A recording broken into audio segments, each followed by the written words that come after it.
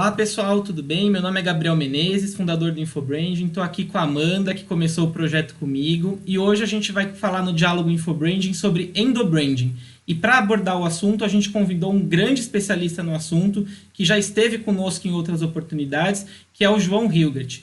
João, primeiramente, obrigado pela participação com a gente. Eu que agradeço, Gabriel, um imenso prazer estar com você, estar com a Amanda. Um grande beijo lá para a nossa referência também, minha mestra, um prazer, Márcia Ariane, que não está conosco em função de outros compromissos, mas um privilégio estar com vocês. João, a primeira pergunta que a gente tem para fazer para você é o que é endobranding e quais são os desafios para a implementação na prática?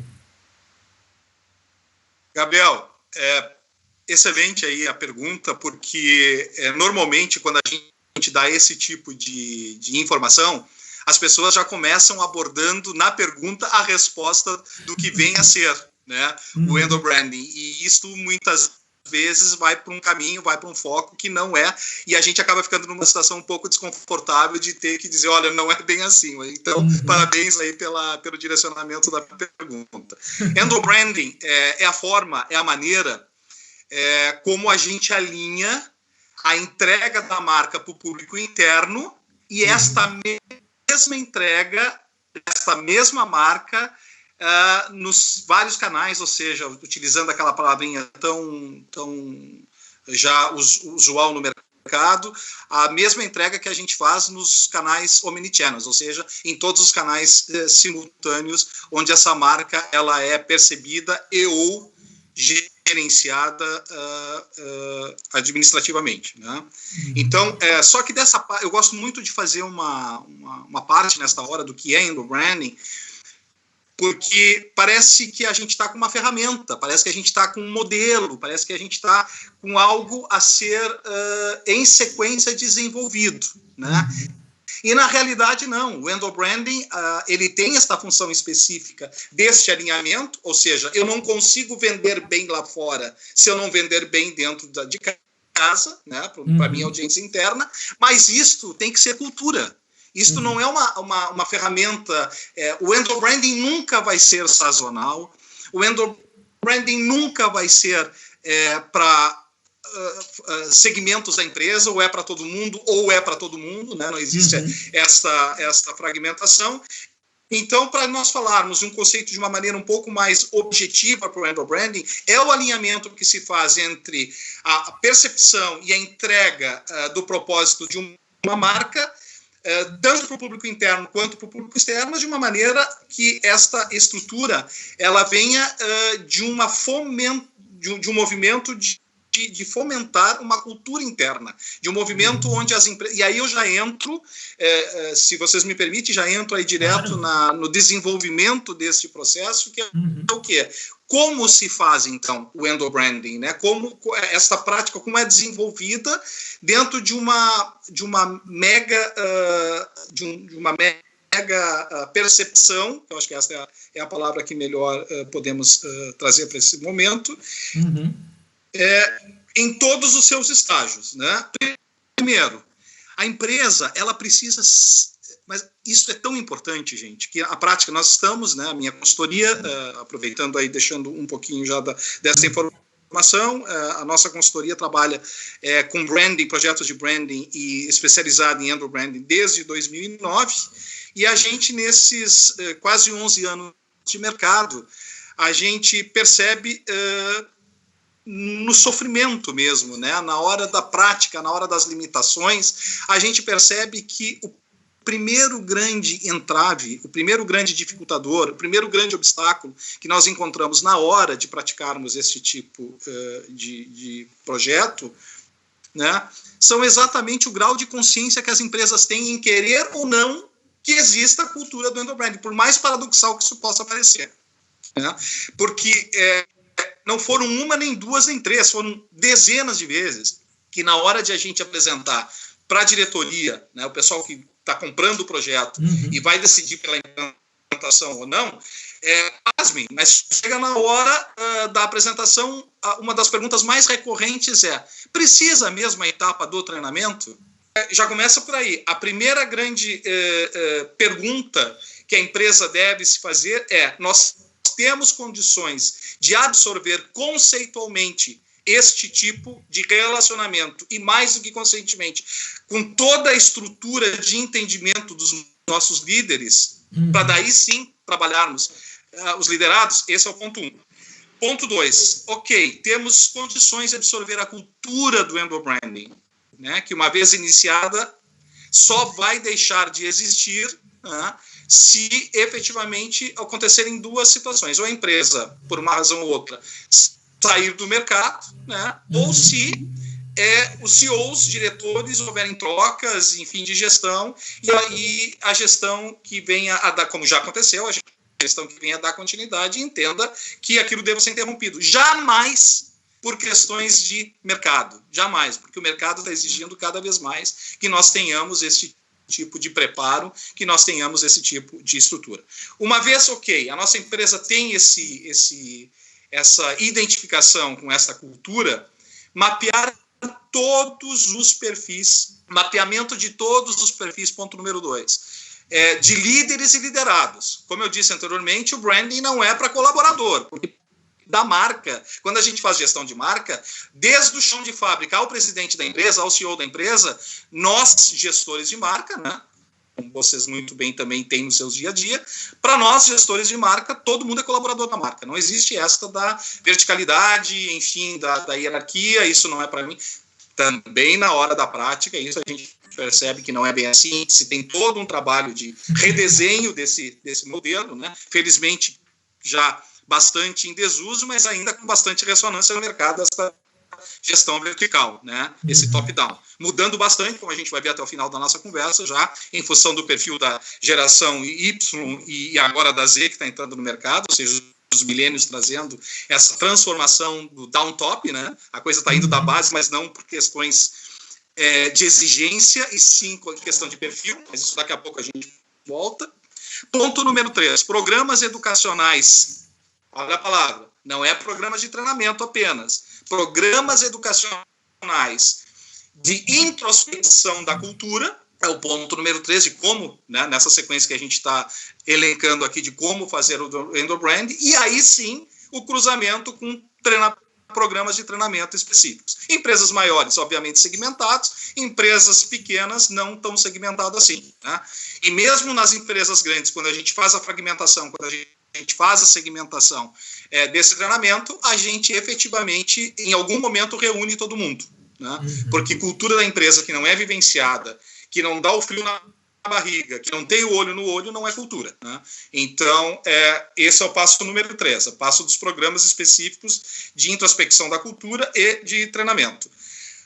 Quarto passo para a implantação do processo de endobranding. Se eu estiver correndo muito, me sinalizem aí, Amanda e Gabriel. Tá perfeito. Quarto passo do desenvolvimento de práticas, digamos, dos momentos, dos degraus de implantação do endobranding. A comunicação.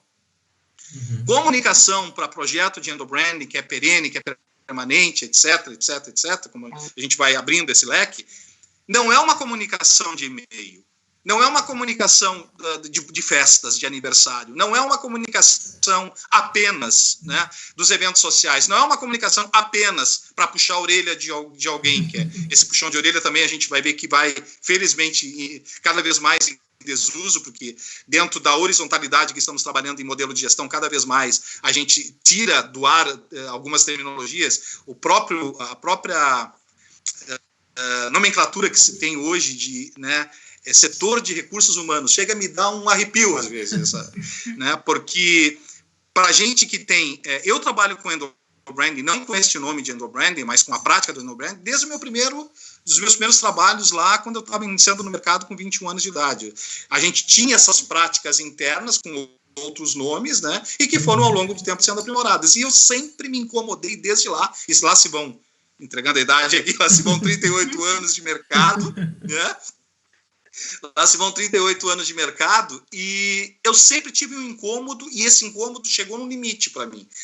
Eu acho que chegou a hora, com a maturidade que a gente tem profissional, com o tempo que a gente tem de expertise na área, de a gente começar a propor inclusive umas novas nomenclaturas, e eu prefiro hoje muito mais tratar o tal do setor do RH como núcleo de gestão de talentos, do que RH, porque quando me vem nas mãos ou aos ouvidos recursos humanos, dentro dessa linha do endobranding, que é de humanização, que é de valorização do capital intelectual pela essência, pela totalidade, pelo eu integrado, enfim, não combina você falar que isso é um recurso, concorda? Não posso dizer que isso é um recurso, que o ser humano hoje é um recurso dentro do protagonismo que ele assume cada vez mais de uma linha de atuação nas empresas de humanização. Em quinto degrau, Amanda e Gabriel, é o que traz a parte de mais operacional, onde a gente põe desenvolvimento de carreira, 2 pontos. E aí tudo aquilo que tradicionalmente todos nós conhecemos dentro das estruturas, né? Que são os eventos, que são os planos de carreira, né? Os planos de carreira. Como fazer plano de carreira? Por isso que eu digo que em alguns momentos a terminologia ela agride o próprio processo, né?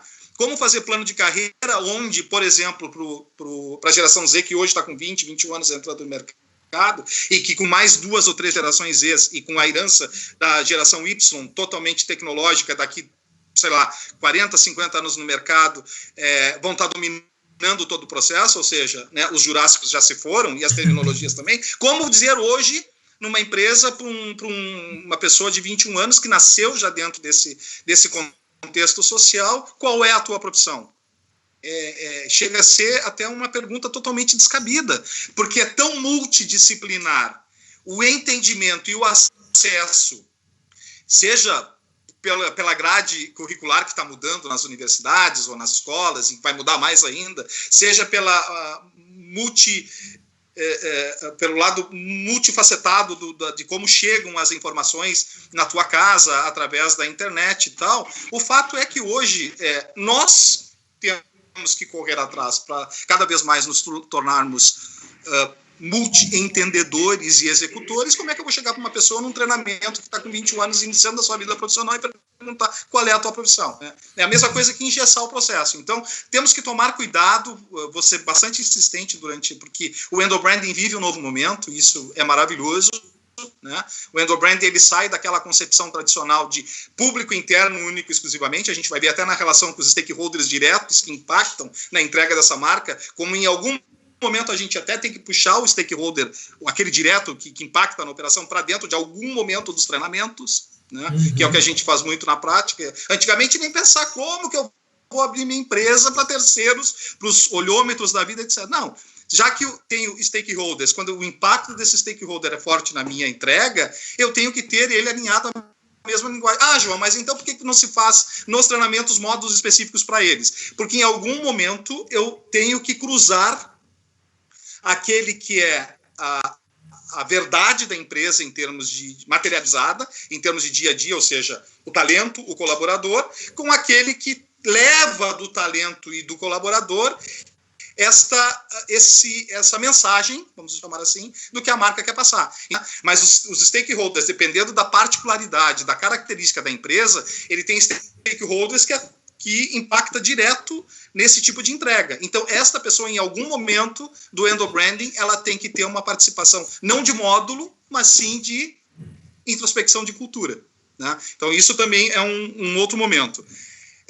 Esses cursos, essas palestras, esses eventos, eu continuo achando de suma importância, porque mesmo com todo esse impacto que a pandemia trouxe, né, e a gente vai abordar isso logo ali na frente, né, mesmo todo esse impacto que a pandemia trouxe, o que a gente tem notado nesses últimos 2, 3, indo já para o 3º mês, e aí é feedback, aí é relatório mesmo, aí é e-mail de retorno, a nossa mensuração através de pesquisa dos projetos que a gente tem aí em andamento, em desenvolvimento, que assim como os robôs vão sim substituir determinadas,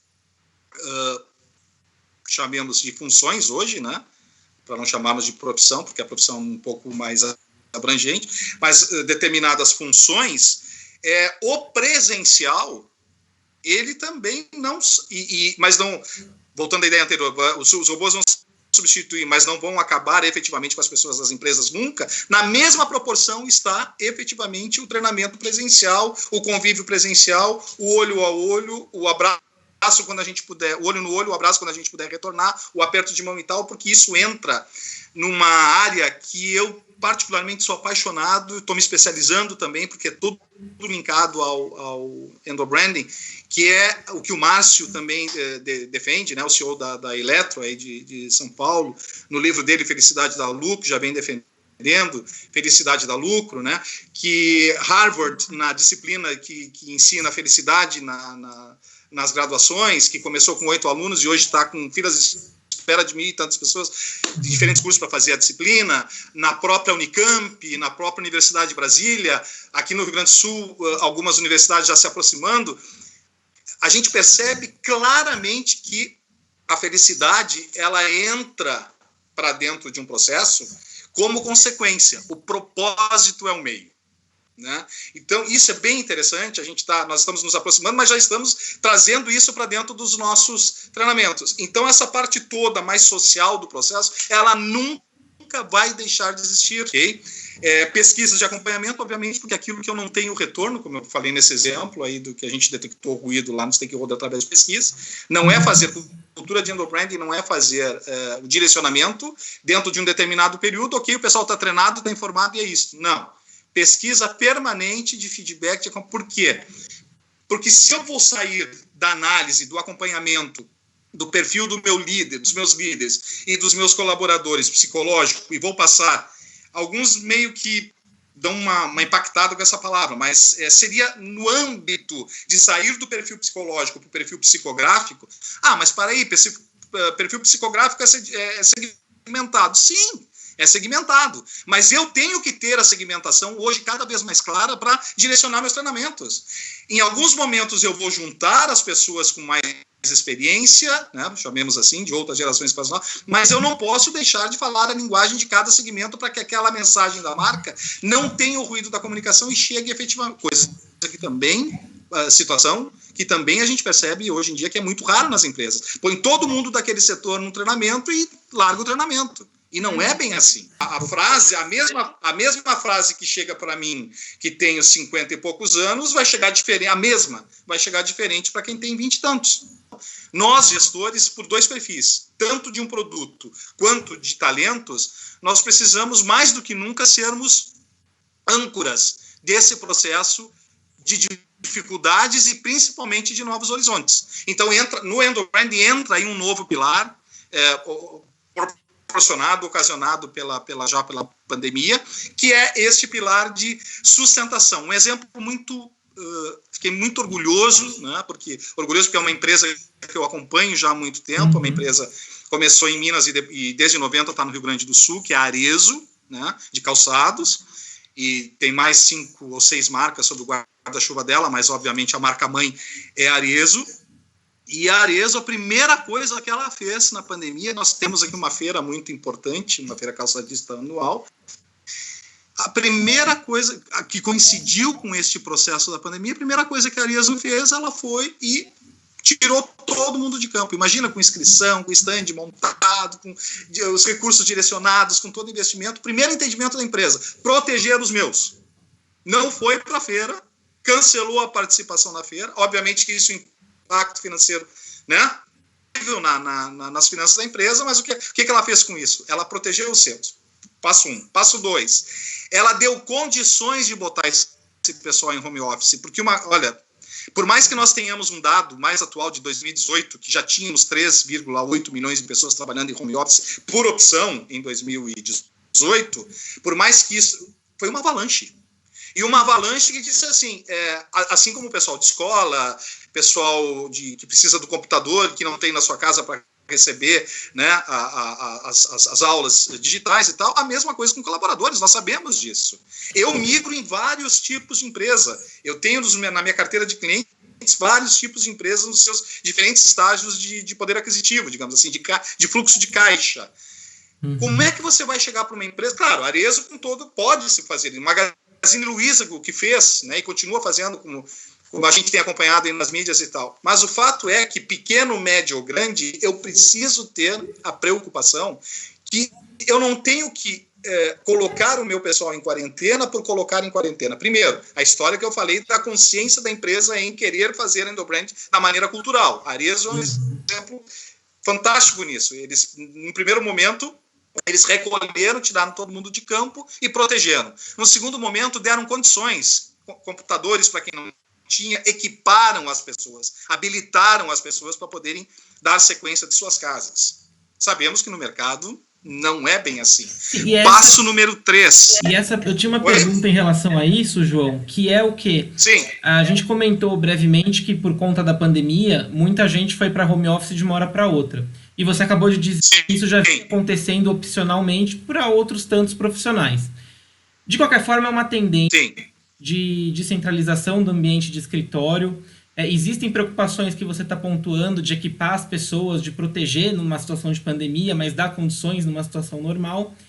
Mas que tipo de desafio prático você observa nessa gestão de marca para o público, para os talentos que constituem e sustentam a marca, num ambiente digital, e mais do que isso, num ambiente que fica integrando o digital com o offline, para conseguir, de forma consistente, fazer com que a marca tenha valor para todos os stakeholders? Excelente, perfeito, que é o que é bem na linha do raciocínio que nós estamos desenvolvendo. É exatamente isso. O maior desafio que eu vejo, Gabriel, é exatamente o entendimento, nesse primeiro momento, de que mudar radicalmente a dinâmica operacional, seja de uma equipe com 5, 10, 20 pessoas, uma equipe de 300, 500. Vocês imaginam o pessoal do saque de atendimento de uma hora para outra, 500 pessoas foram para casa.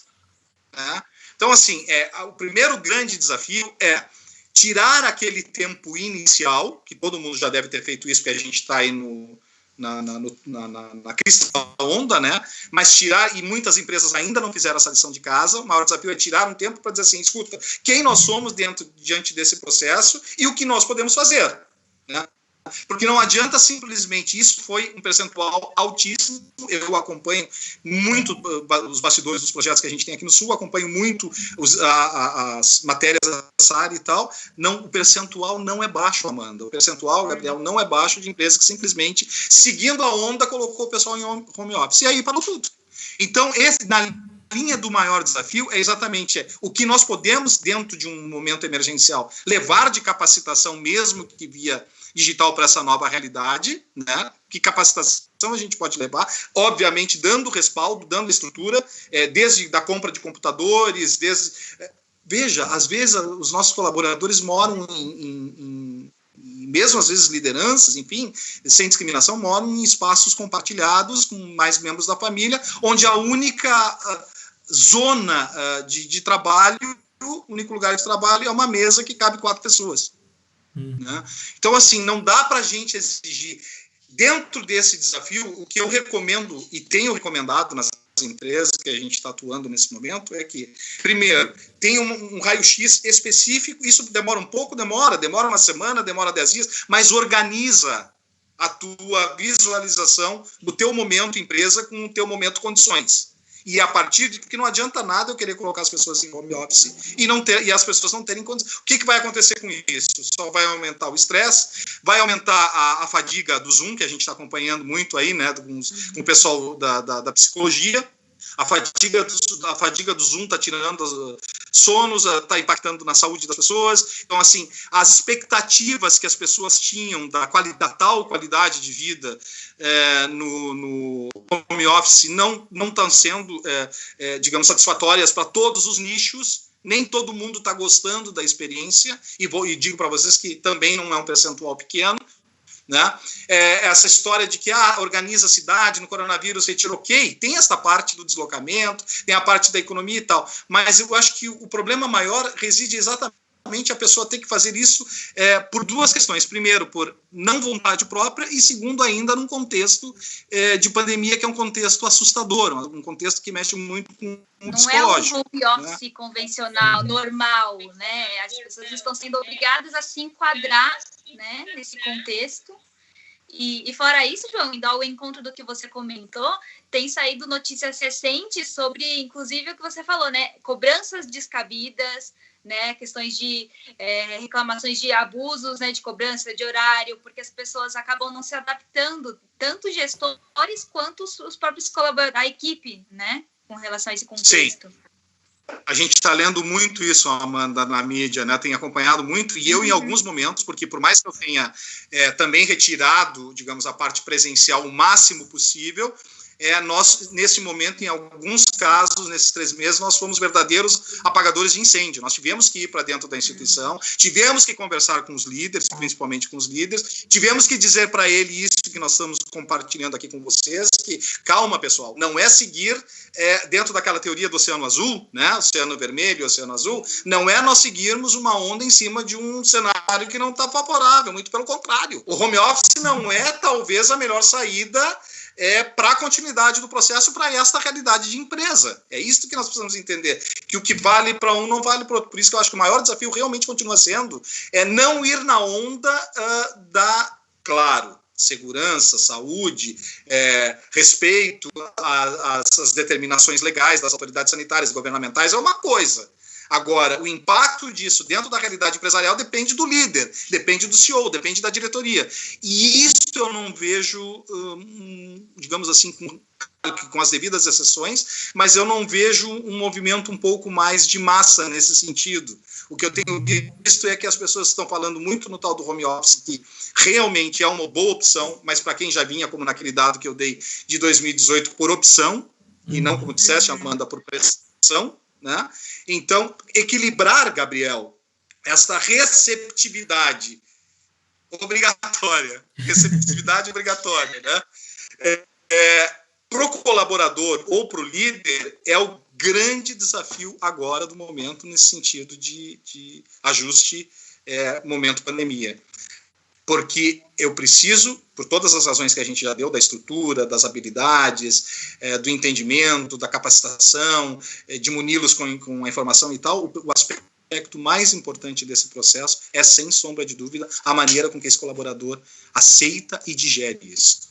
Por fim, juntando esse processo todo, porque eu sei que a gente tem um tempo, né, limitado para isso, a parte principal dentro do fechamento do Endobranding, Gabriel, com ou sem pandemia, com desafio no sentido de momento mercado versus momento cultura organizacional, o desafio continua sendo o mesmo. Fazer com que cada colaborador, seja líder ou liderado, compre a proposta do nosso propósito.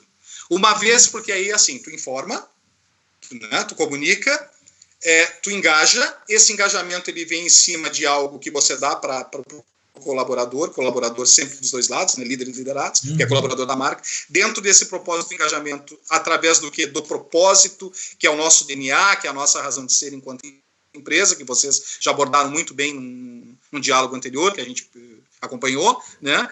E deste engajamento, através de algo que eu não concordo apenas, mas que eu acredito que, através do propósito, eu consigo efetivamente introspectar essa proposta de entrega, voltando ao início da nossa conversa, essa proposta de venda da marca interna. E aí eu me torno o quê? Advogado, embaixador, chamemos aí das palavras que o mercado costuma usar nesse sentido, eu me torno efetivamente o embaixador da marca.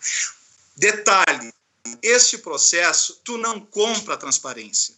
Tu não compra confiança. Tu é bem nosso aqui do Sul, né? Tu não compras transparência, tu não compras confiança.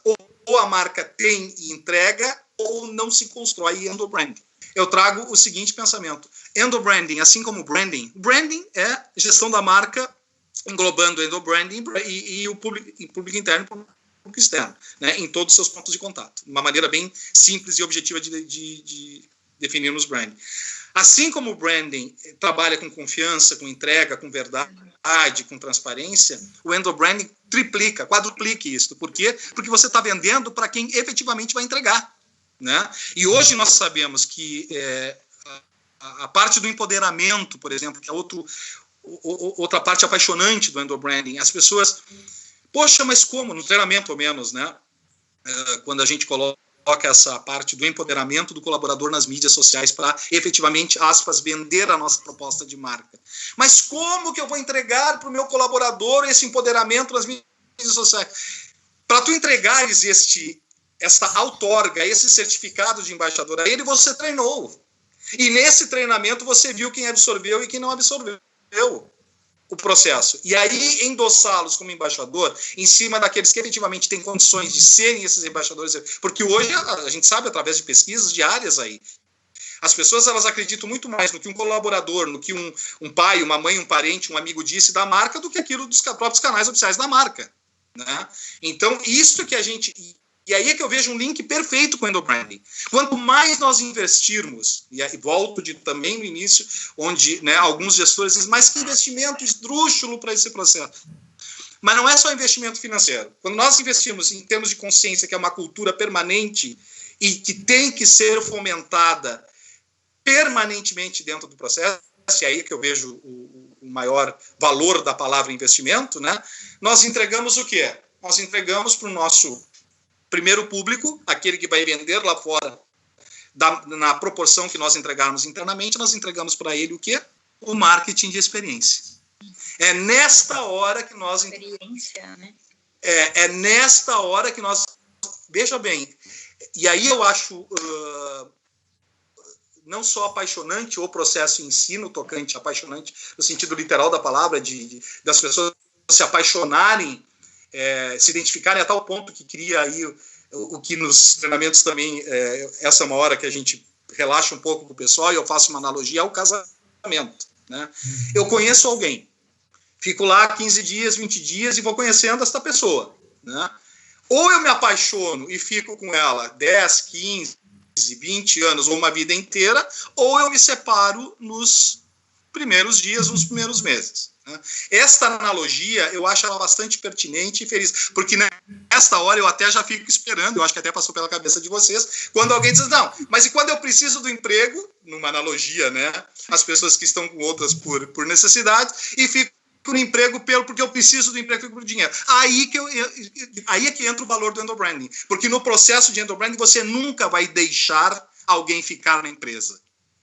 Você não vai deixar a pessoa ficar na empresa. Ou a pessoa está ali casada contigo, alinhada com seus valores, alinhada com seus princípios, ou é melhor que ela vá ser feliz dentro da teoria da felicidade, né, da psicologia positiva, do eu integral, né, que é a outra psicologia transpessoal, que também está vindo com tudo para o mercado, ou ela vai ser feliz em outra área, num outro lugar. Que é isso, inclusive, que o endobranding prega como essência, né? Participei durante muitos anos de bancas seletivas. Né? Eu mesmo... Como eu disse, né, a gente já tem uma certa experiência de mercado. Eu mesmo passei por alguns estágios, Amanda e Gabriel, de outros momentos onde a verticalidade, onde a gestão vertical trazia como parte do pacote e uma parte muito forte do pacote de contratação, aquela antiga história de que eu tenho que vestir a camiseta da empresa e quando eu chego no portão da empresa, eu desligo o botãozinho e deixo meu filho, minha esposa, meu marido em casa com febre, ou às vezes até em situações... Não procede, no way, não existe isso nos programas hoje em dia de valorização do capital intelectual na essência, porque não adianta a gente pegar e colocar isso na nossa missão, visão e valores e não cumprir. Não adianta a gente levar isso para dentro dos treinamentos e os colaboradores saberem que isso na prática não funciona, né? Que não existe essa política. Ou seja, verdadeiramente dentro do processo de confiança, estabelecer esse vínculo entre colaborador e empresa, porque aí sim nós temos todo o processo de blindagem, de empoderamento e principalmente das pessoas, que esse é o desafio maior e o mais gostoso do endobranding, que é que as pessoas passem a assinar, mesmo que mentalmente, claro, elas passam a pegar o nome da empresa como seu próprio sobrenome. E você reflete isso também em comprometimento, né? Olha, Amanda, comprometimento é uma questão da marca. Sim, comprometimento e encantamento são dentro daquele processo de identificação com os valores, é uma questão sine qua non. Se eu não tenho isso dentro da detectação desse encantamento, desse comprometimento para gerar o engajamento, eu não avanço em nenhum programa de endobranding. branding. Por isso que, em alguns momentos, tem essa parte bastante crítica e específica dos projetos, mas é onde tem que, para o bem da empresa e do colaborador, claro que é embasado, com testes, com pesquisas, não é nada aleatório, né? Você chamar o colaborador ou chamar o líder e dizer para ele que ele está, infelizmente, deslocado de uma possibilidade de ele vir a usar mais as suas soft skills, ou seja, as suas habilidades, né? E aí redirecionar a pessoa. Por isso da importância desse tipo de monitoramento e principalmente de mapeamento, como a gente falou lá no início da conversa, do perfil psicográfico, meio que, né, psicográfico entendendo a extensão da palavra psicográfico, que não é só segmentação demográfica, mas levando o psicológico para dentro do demográfico para entender. Hoje, para eu montar, por exemplo, um plano de um programa de carreira, eu tenho que saber que a Amanda gosta de dos filmes que a Amanda gosta, dos livros que a Amanda gosta, que o Gabriel gosta, que o meu, né, que o meu líder lá gosta. Quer dizer, e isso é só um exemplo bastante básico, elementar, mas a gente precisa mapear as pessoas com o máximo de informação possível. Claro que isso demanda tempo, claro que os programas internos de endobranding mudaram completamente de estruturação, né? Eles saíram daquela parte mais treinamento engessada, não que não seja importante, mas mais da parte do conteúdo apenas e da informação, mas casando o conteúdo e a informação com as necessidades do colaborador, porque como eu disse, né, inclusive isso é outra consequência, é outro movimento forte que a gente está percebendo em função, inclusive, da pandemia, em função dessa mudança do mindset, no sentido de que o colaborador hoje, ele por si só, pela personalidade e pelo tipo de posicionamento, ele por si só filtra. Eu vivo dizendo isso, vestir a camisa da empresa é um caminho de mão dupla, e se a gente analisar que a pessoa teria que ter, como, né, no modelo vertical, a obrigação de vestir a camiseta, eu diria, sai dessa. Não vai, porque o que você tem que primeiro vestir é a sua camiseta.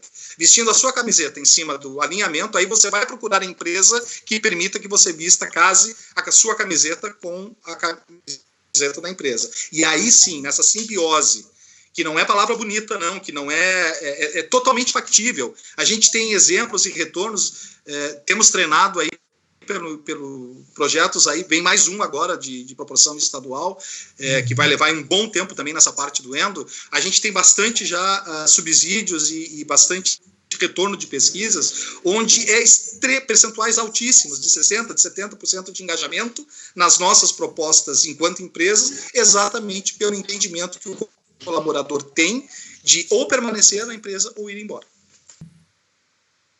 Excelente, João, essas colocações, né, que você pontuou, inclusive por mostrar essa questão de que o endobranding, ele é um projeto, ele é um processo, né, porque muitas pessoas pensam, que, como você falou mesmo, né, a gente não pode pular a parte do treinamento, porque eles acham que é algo já empírico, né, que já está sendo feito e já está ali, já está acontecendo, né.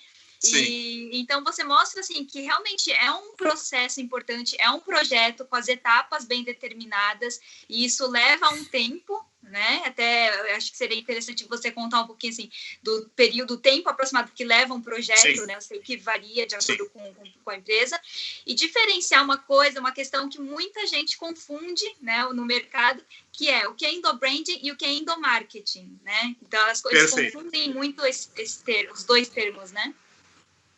Perfeito. Em relação a tempo, Amanda, como você mesmo já sinalizou, depende muito da estrutura da empresa, mas numa média, né, a gente pode dizer do perfil da empresa no tocante a número de colaboradores mesmo, né? Mas se nós falarmos em momento projeto, em módulos, eu te digo o seguinte, isso da nossa consultoria, como eu te disse, é um produto específico da João Hilgert Branding Conexões, porque o que nós juntamos? Nós juntamos 20 e poucos anos de expertise na área de gestão de talentos, do mundo corporativo como um todo, onde eu naveguei aí em empresas e outras situações, junto com a parte da formação em branding e especialização em endobranding. Então, nós, da João Hilgert Branding Conexões, nós formatamos um produto específico que tem fase número 1, é a parte toda do entendimento de pesquisa de cenário, mais imersão nas corporações, mais adequação, posicionamento ou reposicionamento do produto. Então, voltando, esta parte de laboratório é o alinhamento do produto para quê? Para eu poder efetivamente ter dentro desse produto os atributos necessários para trabalhar os valores da marca. Porque não adianta eu pegar uma marca que já aconteceu de... Nossa, foi incrível, assim, das pessoas dizem, não, mudamos ano passado e agora não muda mais. Né? Eu digo, depende. Vamos passar pela parte laboratorial, analisar todos os elementos de marca, analisar se eu vou ter tudo que eu preciso dos atributos diretos e indiretos dentro desse processo, e se isso for ok, é reposicionamento. Se não for, é posicionamento sim com nova marca. E já aconteceu de termos que fazer em alguns momentos isso. Então, fase laboratorial, em média, 3 meses, né? Em média, que é o quê? É imersão na empresa, que é toda a parte de diagnóstico, onde a gente entra com uma pesquisa de mercado, para ver como é que essa empresa vai ser, se for uma empresa nova, ou se não, já está no mercado, como é que ela é percebida, né? E dentro desse diagnóstico, a gente cruza com o clima organizacional, que também já foi feita uma pesquisa paralela, faz isso tudo uma bela de uma SWOT, né? Aquela SWOT construída não de achismos de pessoal que está lá dentro, mas de retorno de pesquisa, tanto da de fora de mercado, né, quanto do clima organizacional, e aí define, de acordo com esta SWOT, definimos o produto.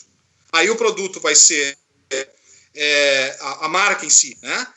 Não o produto confecção. Quando eu falo produto, eu falo a marca, né? Uhum. Porque esta marca ela vai ter que trazer todos os atributos de acordo com a SWOT para a gente depois poder ter os valores alinhados e cruzados para daí começar a fase 2, que é treinamento. A fase 2 do treinamento, em média, nós temos 11 módulos, que em média levam mais 3 meses, né? Já aconteceu desses 11 módulos, pelo tamanho da empresa e pela extensão que tomou o projeto, levou quase 1 ano só a parte do treinamento. Uhum. Né? Então, mas assim, eu estou dando uma referência das partes do projeto, que é um processo realmente metodológico, reiterando a sua adequada percepção do processo. Uhum. É um processo metodológico, passo 1 laboratório, passo 2 do treinamento com 11, onde a gente trabalha a parte de desconstrução dos vícios, né? Uhum. E trabalha toda a parte da construção em cima dos novos valores da marca. E aí junta isso tudo no que nós chamamos de modelo de gestão branding, que aí vocês são tão experts, né, em termos de mercado, que tem também aí já os seus entendimentos. E a parte 3 do projeto, depois do treinamento, que é a mensuração. Aí a gente depende da empresa, a gente tem mais 6 meses, 1 ano, às vezes 2 anos de acompanhamento, que é onde a consultoria fica dando o acompanhamento para mensurar isto, e a fase 4, que são os ajustes. Então, em média, na nossa consultoria, um bom projeto de branding com implantação de endobranding dentro desta identificação de uma real e verdadeira cultura organizacional, ele tem em média de 2 anos. E aí depois a gente segue com o que for necessário, dependendo das características da empresa, obviamente. Né? Agora, quanto à outra parte da sua pergunta, o que é endobranding e o que é endomarketing, né? Ou melhor, quais as diferenças disso? É muito simples. Como a gente falou no início, de uma maneira que as pessoas possam realmente introspectar isso e não fazerem mais confusão. O endobranding é cultura. O endobranding é essência. O endobranding é tudo aquilo que eu tenho alinhado, combinado na nossa relação, que passa por missão, visão, valores, propósito, DNA, enfim, é o nosso contrato de casamento, né? Dentro de uma realidade bastante trabalhada nos processos anteriores de implantação. Porque muitas vezes a gente sabe que, e aliás eu acho fantástico isso, missão, visão e valores, né? Aquele Ctrl+C e Ctrl+V que se tinha aí uns anos atrás, o pessoal pegava e achava isso prejudicial e tal, hoje voltou com força total. Desde que a minha missão não seja a mesma do vizinho que tem consultoria do vizinho que tem uma casa de carnes na esquina, né? Que era o que acontecia. Então, assim, hoje você definir missão, visão e valores com os atributos que você, na fase anterior, definiu para o teu produto, ela é condição, de novo, inerente a um processo de real construção da cultura organizacional. E endobranding, endomarketing, né? Ou seja, endobranding é o nosso acordo de ética, de entrega, de conversa, é o que embasa, através de algo pré-agendado, pré-acordado e pré-consensual, de que nós dois temos uma relação em cima de uma cultura que eu acredito. Eu, colaborador, acredito na cultura da empresa. Então, é cultural o processo. E endomarketing são as ações que eu desencadeio para fomentar, para efetivamente fazer com que esta cultura seja cada vez mais introspectada, enraizada na mente e no coração dos colaboradores. Fica mais fácil, né? Uma maneira bem claro. Uma maneira um pouco mais abrangente, mas a gente percebe que tem muita essa confusão. Endobrand é cultural, endomarketing são as ações para nós desenvolvermos e fomentarmos essa cultura. Não, é essencial fazer essa diferenciação, e eu acredito que tudo que a gente conversou aqui nesse bate-papo, nesse diálogo, foi muito construtivo para as pessoas entenderem a importância do endobrand no processo da implementação e gestão de uma marca e conseguirem ter um direcionamento que se adeque às mudanças que o mercado impõe de tempos em tempos, que são naturais. Hoje é uma pandemia, daqui a uns anos pode ser uma outra coisa que está influenciando os novos do mercado.